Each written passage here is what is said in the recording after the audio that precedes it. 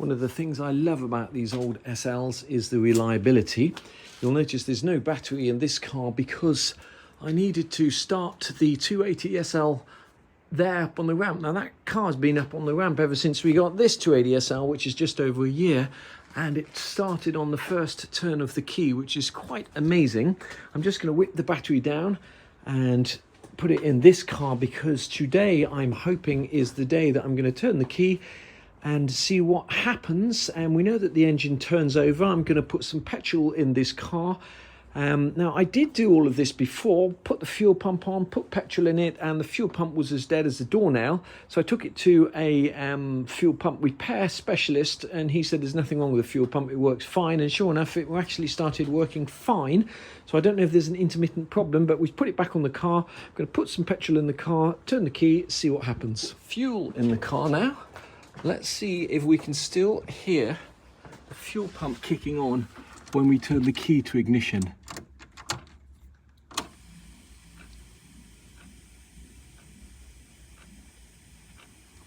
Okay, I can. Now I just need to double check. Last time I was here, I bridged the fuel pump relay with a piece of wire just so the fuel pump would run continuously while I was checking out the fuel pump. So let's just make sure that I've undone that. Here I have bridged the fuel pump relay. I'm just going to take that out and I'm going to put the fuel pump relay back in. Now on the older SLs, like the 280 SLs, I always carry at least one of these as a spare. They're only a few pounds, but I have had experiences of those fuel pump relays burning out and it can leave you stranded. Now with the fuel pump relay in, that fuel pump should turn off after a few seconds.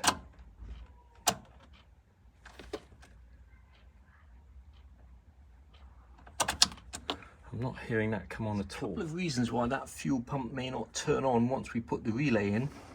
The most likely of which is that the ECU is knackered. So I'm just gonna, there is some life. I can hear sounds like the fuel pump clicks on for a second and then switches straight off again. So I'm just gonna turn the key in the ignition and see if there's any life, if the camera can pick up any sound. This is all a bit Heath Robinson, but I've basically just hooked up a long piece of wire directly to the fuel pump terminals just to see that we are actually getting 12 volts and not minus 12 volts. Because it's quite possible that the wiring is incorrect on this car and we're actually reversing the pump as opposed to it going forward. So I'm going to turn the ignition on and that should flash 12 volts. Turning the ignition on now. We've ascertained that when we crank the car, i.e. when the engine is turning over, the fuel pump is getting voltage. So what we're going to do now is just undo one of the fuel hoses in the engine bay here and see whether there's actually any fuel being pumped. So there are two fuel lines here. The one that we want to disconnect is this one here, and the return line is the one that's over on this side. So we're going to disconnect this fuel line here, put another hose on to it and lead it into a little fuel container and see if any fuel comes out. So there's no fuel at this part of the pipe. Now that might just be because there's no fuel in the lines, we haven't let the pump run long enough. And what we'll do is we'll put a different pipe on there and run that to a fuel container. I've just taken the fuel pump relay out of there. Okay, and I'm going to bridge these two terminals, 30 and 87. That's just looks a bit ragamuffin, but it's just one long piece of wire bridging those two terminals. And now when I turn the key into the ignition key, so the red ignition light comes on, the fuel pump should run constantly, and that will allow us to see better if there's fuel coming out. Let's just see if that works. When we turn this to the next key, we should hear the fuel pump, which I can. Underneath the car is obviously the fuel pump. There's definitely fuel getting to this because when we took it off before there's fuel everywhere. I think I'm going to disconnect this fitting here at the filter just up here. It should come off nice and easily, and see if there's actually fuel coming out of the filter. It could just be that the pump is turning but just not pumping. It could be knackered. We did obviously test it before we put it on the car, but stranger things have happened. Moment of truth. What happens when we take that there off? Okay, so there's no fuel coming out of there. Now there is a non-return valve in this little fitting here, and it could be that that non-return valve is stuck so that it's not allowing fuel to pass through despite the fact the pump is spinning. So I think what we'll do is try and take this fitting here off and see what happens. We'll put the other one back on. Now, I did not expect that, so I've taken this fitting here off, and there's obviously fuel getting to the filter but not past the filter, so that implies to me that maybe the pump is not strong enough to pump fuel through the filter, or that in some way, shape or form the filter is blocked. So I'll put everything back together. I think that this pump, whilst it works, it's not actually pumping at sufficient pressure. It should be 2 bar, 2.1 bar to get past the fuel filter, and that the fuel coming out of there is basically just gravity going through the pump. Now, it is also possible, I suppose, that I gave this pump to an auto electrician to see if they could rewire it because I thought it was burnt out. It's possible that they may have actually put it together incorrectly. I would say that's highly unlikely, but at the moment I think the stumbling block is this pump. So I think in any event we'll try and get another one from America. These pumps here are still available occasionally on eBay. They're about $700, but the pump is exactly the same as the pump they used on the Datsun 280Z, and there are still people with that pump in stock, and it's still expensive, about $300 or $400, but I think that's going to be our next step, is to just replace that pump and see what happens. Is a messy business draining this fuel tank. We finally got that fuel pump off. Just a word of advice: when you drain the fuel tank, it will carry on dripping fuel for a lot longer than you think, so make sure you've got a nice big container underneath there. Just gonna take this pump to pieces just to satisfy myself that it hasn't been put together wrong. Okay, moment of truth. No, it all looks absolutely fine. So I've got this fuel pump set up just with a 9-volt battery here, and when I press this here, the pump works, but will it suck fuel from there and pump it into there? Let's find out. So we can hear the pump pumping and spinning. Okay, is that pumping fuel? And that is definitely pumping fuel. I don't know how well you can see that. Fuel pump is definitely working, at least in this orientation, but when we put that on the car, that is not working. I'm going to change the orientation of the pump, so it's now having to work harder and pump uphill. Let's just see if that works.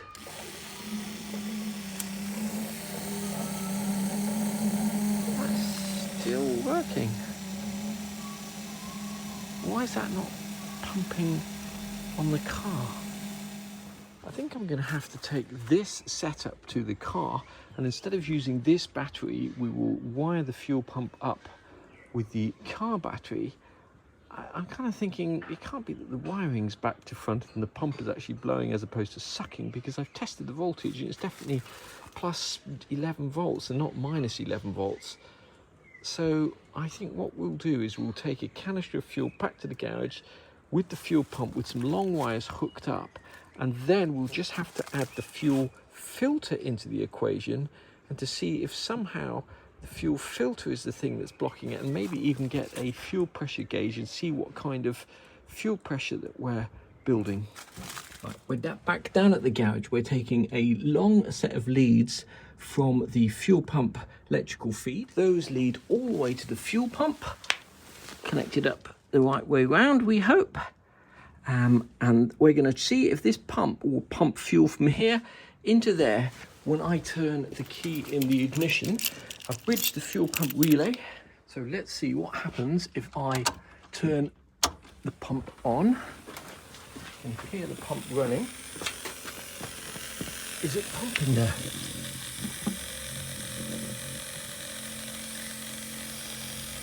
I don't think it is. Now let's just try that again, but this time we're going to raise up the fuel just in case this pump needs priming. So now I'm just going to see if the pump pumps with our 8-volt battery. And I believe that is pumping. You can see that pumping fuel now.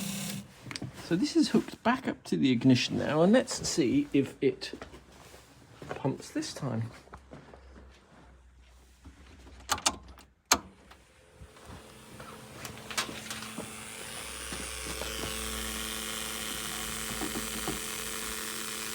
It's not pumping.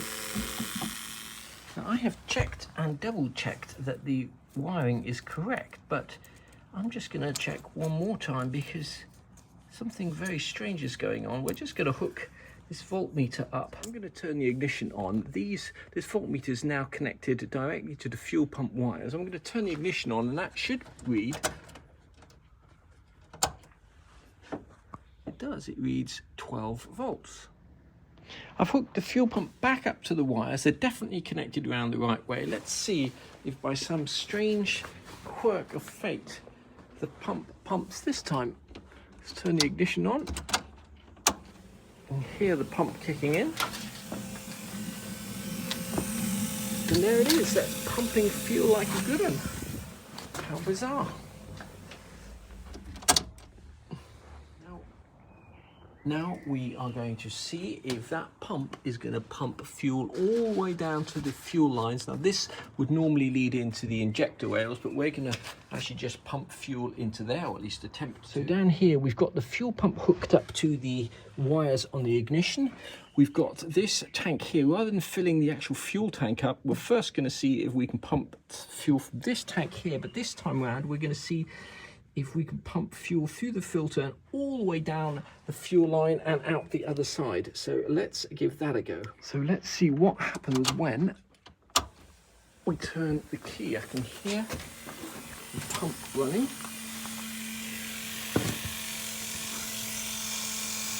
Let's see pumping down at the other end. Look at that. That is pumping down this end.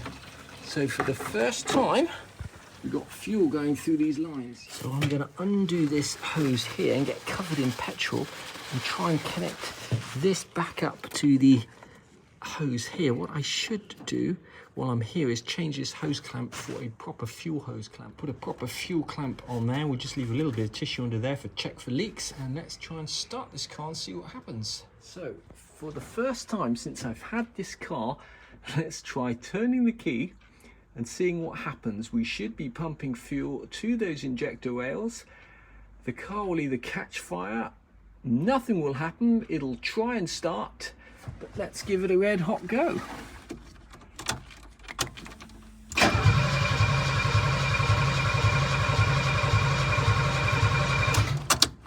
Okay, of course what I've just realized is I haven't got the fuel tank hooked up, so if that's pumping fuel into the engine and then goes through the return line, it'll go back into the tank and then leak under the car. So we just need to hook up that fuel damper to in here so it doesn't leak fuel everywhere. Try that one more time. Whoa. Well, that engine certainly tried to start then. Now obviously there's no exhaust pipe connected, so that will sound extremely loud. I'm just going to try starting that engine one more time, and obviously I'm not expecting it to carry on running because, well, there'll be vacuum leaks and all sorts of things.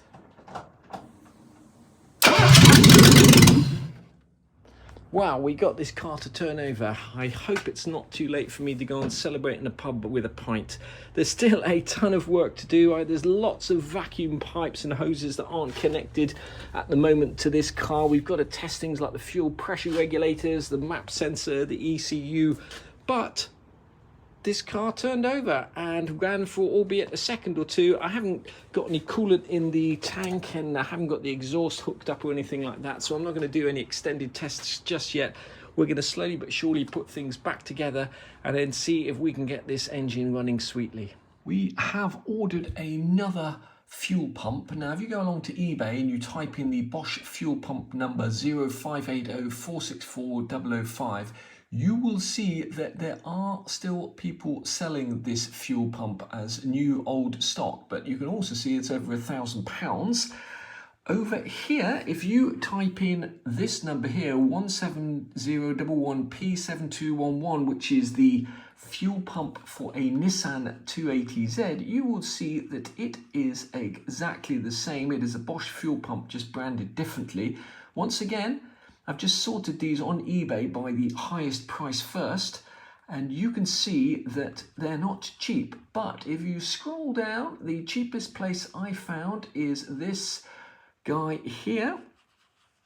Okay, Melanie Nissan. They're out in some New Mexico, I believe. £374. There'll be postage, there'll be customs, there'll be VAT and all the rest of it. Obviously, if you live in the States, that's the place to buy one. I'm intrigued to see if it actually turns up. It's due to turn up on about the 15th to the 20th of June. So the Nissan pump is exactly the same as the Bosch pump. The Bosch pump tends to be significantly more expensive. You can get these second hand, but you'd have to ask yourself, do you want to buy a second hand fuel pump?